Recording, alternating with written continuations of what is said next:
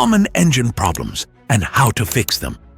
Common engine problems such overheating, misfiring, oil leaks, and poor fuel efficiency can have a big impact on a car's longevity and performance.